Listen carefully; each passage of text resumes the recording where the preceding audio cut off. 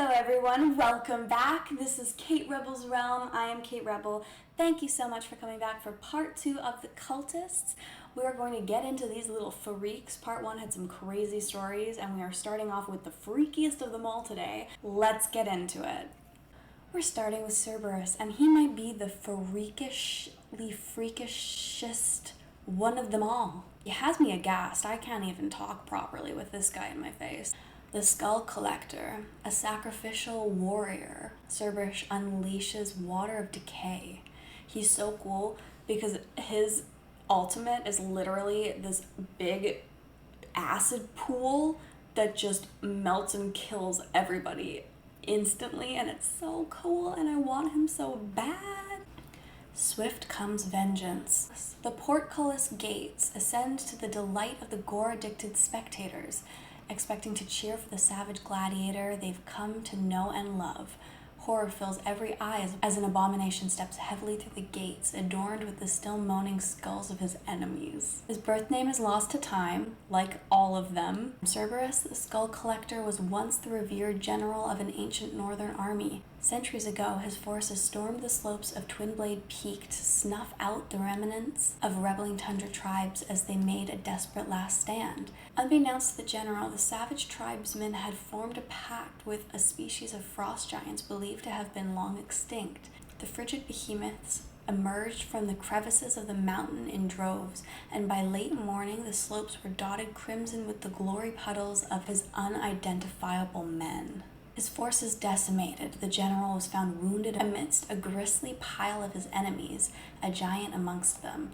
Rather than give him the honorable death he requested, a chieftain grinned toothlessly and ordered his men to fasten him with chains along with a few other survivors. And so the once decorated general was sold into slavery and carted roughly south to faraway Sandrock. While drifting in and out of fever dreams, his only comforts were derived from fractured visions of his beloved northern wife, whose fate he could not possibly know. After miraculously recovering from his wounds, the former general was forced into the arena of Sandrock to fight for amusement of a gluttonous upper echelon. Refusing at first to bear arms, he did so only when his captured comrades were threatened with execution. His bouts were nothing short of poetic, if poetry could indeed be derived from the severed limbs and liberated entrails he let fly to the delight of spectators. What? Yet somehow his aristocratic masters believed he still hadn't unearthed his full savage potential. One night, a noble that had appeared to take pity on the general informed him that his beloved wife had been located and was awaiting him in the arena where the two could rendezvous and escape. The noble had not lied, for indeed she was awaiting him, with a rope fastened tightly around her neck. The chorus of laughter emanating from the nobles perched high above could not drown out the general's cries of anguish. Alone in his cell, he prayed to the gods to melt the chains that bound him, that he might take revenge on those who deserved it most. Maddened with rage, his prayers were finally answered by the nether god, who offered him a bound of eternal servitude in exchange for the freedom to exact his revenge. The general accepted, and when his shackles were broken, went on a blood-fueled frenzy, collecting the head of each man who'd been present at his wife's execution. Afterward, the nether god looked down on his newest mad dog with eldritch pride before impaling the severed heads to his body and granting him immortal life, dubbing him Cerberus, a most fitting name. It's so gross. Like, he's the center of a shish kebab. I mean, he was kind of a freak. It's kind of crazy that he had a wife to begin with. Korea, mother of crows. An inheritor of ancient magic and master of lightning and storm, she brings destruction to Taya. Mother of crows, a murder of crows on the horizon. An entire village picked clean. The head of a terrifying cult with power over crows and lightning, Korea carries with her fury of madness and a dream of unleashing the forbidden mysteries of her ancient avian necromancy cult. As a child, Korea was found abandoned in her ruined village by a passing avian tribe monk. She was alone, fascinated by the crows pecking at the corpses of her parents. Concerned and feeling pity for the girl, the monk took Kriya back to his order in a ruined avian monastery and tried to learn what had happened, but she would never say. While Kriya remained silent, she nonetheless trained in the ways of the avian tribe monks, studying the knowledge of the lost avian civilization. She was a keen student, yet the monks noticed that since the arrival of Kriya, with her strange headdress and staff, an unusual amount of crows have been spotted around the monastery. Carrion birds are seen by the avian tribes as filled with sinister yet holy energy, providing the link between life and death. There are references in the avian texts of lost magic relating to crows, assumed to be deliberately forgotten due to its dangerous nature. What the monks did not know was that Kriya's parents had found a mysterious headdress and staff in the forest and had taken them back to their home with the intention of placing them in their family shrine. Kriya felt drawn to the items as if something cold was calling her to use them. When she did so, visions of a great crow came to her, announcing himself to be Branyan, a bird who had been corrupted into a demon in the ancient age.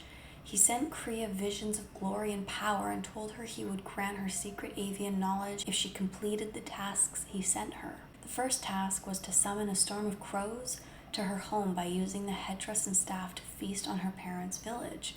And that is exactly what she did. Studying the lost power of the ancient avians in the monastery ruins amidst the Maternia jungle, Kriya heard the voice of Branyan constantly calling her. She became obsessed with the vision of a restored avian civilization, feasting on its death to create new life, with her as its figurehead. Following Branyan's orders, Kriya called down a storm cloud full of crows upon the monastery, spreading bolts of lightning and death as the crows fed on the remains of the monks. The few survivors managed to unite their strength to banish her from their land, believing her magic to be an abomination linked with a forbidden ancient avian necromancy cult. I like that nobody did anything to her but good, and she was like, "You bird man, kill my parents? Sure, cool, let's do it. Oh, this group of monks brought me in, and they've helped me, and they raised me. They did everything they could. Oh, you want me to kill all of them too? Okay." Zealous. I got him, and I haven't used him yet. I haven't even fully powered him up or anything. With his accursed scythe, this putrid revenant turns the ground around him into a siphon of enemy souls. Lord of Styx. Lady, from the moment I saw you, you're my lady in the morning. Heavy lies the crown. Someone wicked this way comes. How lovely, Morrigan, the burnt witch. Among the accursed undead and grave-prodding necromancers of the Nordshire Cemetery, zealous Lord of Styx is a particularly vile revenant, scorned by the gods themselves. He serves as a beacon of wicked inspiration to Tyya's most depraved. Zealous was once the dean of a college affiliated with the White Tower, widely renowned for his breakthroughs in the controversial field of conjuration magic. Despite his successes, Zealous felt his colleagues were too fearful of darker sources of knowledge, accusing them of being superstitious fools, traitors to the academic duties of the White Tower. He felt the forbiddance of studying necromancy was holding back magical advancements, and thus established a secret society dedicated to pursuing forbidden knowledge, selecting his most promising students as apprentices. He sent them across Taya to investigate numerous leads. The society unearthed tomes filled with dark, ancient, and mysterious magic, none as enticing as a strange runestone found near the Nordshire Cemetery. Its inscriptions not only divulged how to enter the netherworld and unlock a great power, but how to cheat death itself. He who wears the helm of the netherworld shall never die nor grow old. Following the instructions of the runes, Zealous crafted a scythe to cleave a portal to the netherworld, sacrificing 3 of his apprentices to do so and adorning their skulls as his weapon. In the ghastly plain, Zealous stole the helm of the netherworld, granting him incredible power over a great source of energy, the river Styx. However, the god of the netherworld punished Zealous for his insolence. While he believed he was immune to death, he was also never to truly live. Upon leaving the netherworld, his soul was shattered and his body broken, transforming him into a gruesome revenant. Rotting and reeking after living centuries as an abomination, Zealous lingers amidst the putrid fogs of the Nordshire Cemetery, ever searching with the helm of the netherworld for new and terrible power. He clutches his jagged scythe as blue flames of the dead dance on his shoulders, marking his cursed existence. Oh, what the heck? That story went in so many different directions. First he's Dean Pelton, then he's singing with the band Styx in the 70s, and then he's like a necromancy overlord. He opened a freaking portal, man. This is crazy. Imagine being his students and being like, wow, look at his journey. Lasir, an underrated little guy. Because people hate on him, but you know what? He's actually pretty useful if you use him right. The sand-swept king and ever-shifting dunes of the Gacha Desert are famous for their red, rusty hues. Scholars around Tyre are in general agreement that the color comes from the centuries of oxidation. The locals know it's from blood. Many have contributed to the staining of the sands over the centuries, but none have split as much as Lasir, the sand-swept king. Low-born and hatched to an abandoned brood of eggs, Lasir came of age as a raider and scavenger, clawing to survive in the harsh wasteland of any means necessary. While waiting in ambush in a remote region of the desert, a voice called out, compelling him to follow the sun into a region very rarely traversed. It was here that Lasir discovered a derelict temple lost to time itself, and what resided within, a staff that could bend the very will of the desert. Adorned with gems unknown to any alive, Lasir used the staff to shift the sands of Gacha in his favor, laying waste to settlements he'd previously been rejected from while crafting new ones in blood. He amassed a following of devotees eager to please one as powerful as he, while enslaving countless lizardlings from the cities he conquered. For a time there seemed to be no limit to Lasir's power until he grew complacent. Corpulent with greed, he never suspected an uprising from the slaves he'd conquered, who planned in secret to overthrow him. Mortally wounding Lasir, the slaves stole the gems from his staff and left him for dead. Fueled by pure hatred, the sand-swept king managed to survive and recover his ruined staff. Gathering those still loyal to him, he's adopted the guise of a gem merchant as he seeks to recover the stones of his ancient staff one by one. Should he succeed, the world would come to know a fury unprecedented as he covers Tyre in sand and blood. So guys, anytime you see reddish sand, you better know that that was Lasir's doing. Captain Reeve. I tried really hard to get him. He is very cool. I really like when they do a special event with a hero that you get to kind of play with a little bit at the beginning, like when they do events and you get to see how they work and use them in different battles. I like that because then you're like, oh, yeah, you know what? He's super useful and I'm gonna get him. Riptide Reaver. Ty's most fearsome pirate, Reeve's crowd control is unmatched. Lost to the brine. If you're reading this, meself and me crew are dead. The brine bleeder's sails draw ever near. Captain Reeve has come to collect. Tell our families we died bravely, and may the gods... Tattered message in a bottle. And may the gods be with you. Okay, buddy, I finished the sentence for you. Sailors along the southern coast of Tyre spend many a night telling tales of the supernatural in the dark sea. Those involving Captain Reeve, the Riptide Reaver, are of particular interest. Any seafarers who don't believe in this tragic undead pirate lord should pray they never see his ship, Brine Bleeder, looming on the fog-strewn horizon. Coming of age in an impoverished hinterland, Reeve made a modest living as a fisherman, but constantly yearned for more. After falling in love with a beautiful girl named Celeste from a nearby village, he swore he'd provide a life worthy of a fairy tale. Although Celeste was adamant she'd be content with love alone, Reeve set sail on a trade ship in search of greater fortunes, promising to return. Do we know a Celeste? I don't think we have a Celeste in the game. When a word of Celeste's beauty reached a local earl, he decided to pay her a visit, discovering her engaged. A devious plot hatched like a putrid egg within in his mind. The earl wasted no time, hiring a ship of marauders to intercept Reeve's trade vessel. The experienced pirates sunk the ship with ease, unaware that Reeve survived by clinging to a piece of flotsam wreckage. Believing Reeve dead, Celeste reluctantly sought comfort in the arms of the Earl, who was all too happy to console her. By the time Reeve drifted to shore, they were wed.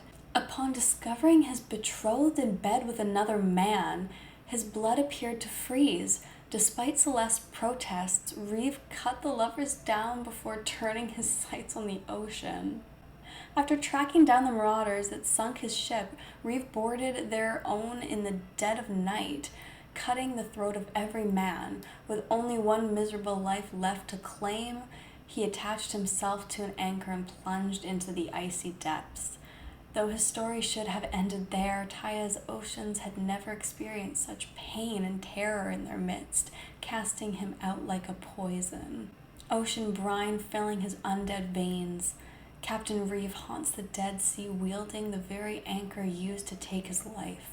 With his resurrected crew of murderers, the Riptide Reaver dines in the souls of Taya's seafarers. None are safe. Reeve! That was so sad, but she thought you were dead. Like, she really thought you died. She moved on pretty fast, though. Huh, buddy? The fact that his torment and demise and just tortured soul was too much for the seas to take, that they spat him out and he's undead now.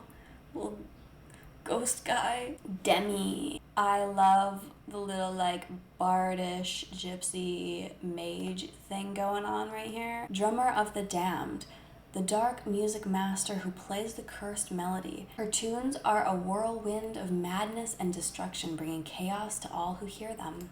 Drummer of the Damned. You ever heard of that bard whose songs turn minds to muck? You could say her music's to die for. Ha! Cutter. After a few too many drinks. Cutter is always after a few too many drinks, let's be real. Like, Cutter thinks he can get with Camille. Demi was always drawn to music, the daughter of bards. She never knew a silent moment. Her days were filled with song, and as she grew up, her parents endeavored to teach her their craft. But Demi lacked musical aptitude.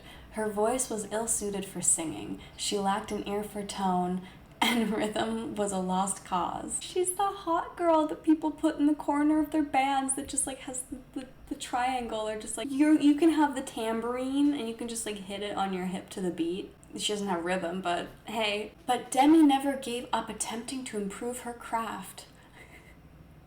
But no matter how hard she tried, she never improved. She began to spend less and less time practicing. Instead, she would haunt the edge of the village, despairing in the dark. It was during one of these nightly walks that Demi's fate changed forever. She was humming tonelessly when someone behind her clapped.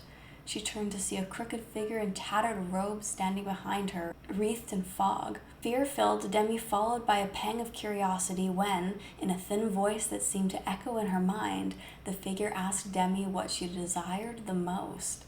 Demi admitted that more than anything in the world, she wanted to create unforgettable music. The figure asked her what she would pay for such a gift. Without hesitating, Demi insisted that she would pay any price. The air shuddered, and the figure told Demi to go and ply her art. Late that night, Demi's parents woke to a thunderous beat.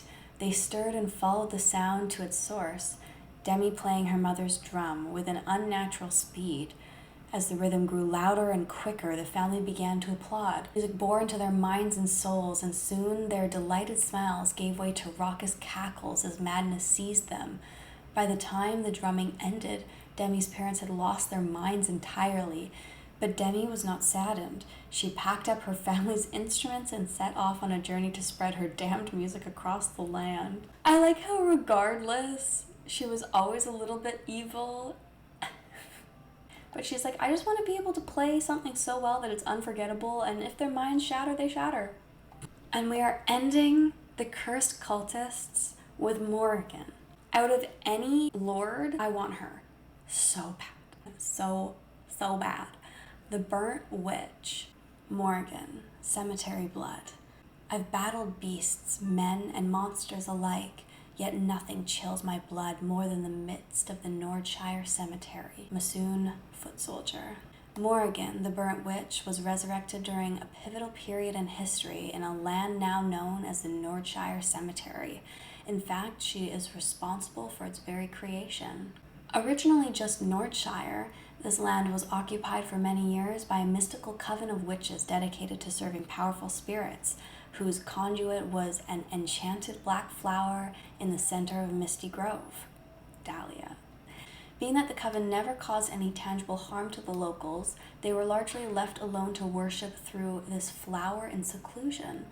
And when Morrigan was conceived into the coven's fold, the other witches instantly sensed immense power within her. For decades, the coven grew stronger, as did Morrigan herself, until one day a child went missing from a local village. Though this was not the doing of the coven, the villagers alerted the authorities of the Masoon Empire, blaming them regardlessly. Deeming the coven enough of a threat, a crusade was launched to expel the witches of Nordshire. A gruesome battle ensued on the soil of the coven's grove, which grew saturated with the blood of soldiers and witches alike. But the coven's numbers were far too few to withstand such a force for long, as Morrigan was the youngest and most promising member of the elder witches urged her. Morrigan was the youngest and most promising member. The elder witches urged her to escape so that one day she might avenge them all. She refused their pleas. When other witches had been silenced, Morrigan remained and even allowed herself to be captured and brought by noose to a pyre. Without wasting time, the Crusaders sent to cleanse Nordshire set fire to the kindling beneath their feet. As their flesh crackled, the immense pain allowed her to channel her magic into an incantation which set a plague in motion, the likes of which Ty had never seen. In an instant, all within miles lay dead in the mire, and Morrigan cackled as her skin blackened to a crisp. The Nordshire cemetery was indeed formed, but it was not to be Morrigan's final resting place. The black flower conduit, containing the spirits the coven had worshipped, miraculously survived all the carnage, and with the blood of crusaders and witches alike seeping into its roots, a figure emerged from the soil, both beautiful and terrifying, its name Dahlia. Its first ambition, to revive the burnt witch. I really like how both those stories were tied together. Like, Dahlia and Morrigan would not be who they are without each other, and they basically created the Nordshire cemetery, and all the witches just became one together. Well, I hope you had as much fun as I did with the Cursed Cult. These legendary stories really held up. I liked some of the other epics in the Cursed Cult, but the legendaries, all of them, they were all actually really, really good stories. Thank you so much for watching. I hope that you enjoyed. Please comment down below anything and everything. Tell me things about yourself. Literally just talk to me in the comments and tell me what you liked about this video, what you like about the heroes, what you like about Watcher of Realms.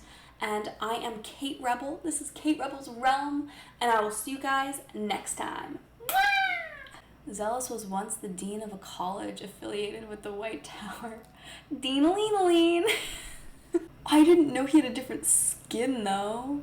A little bit of extra lore. He was the captain on Ghost Ship, the movie. Hey yo, I'm Nick Cage.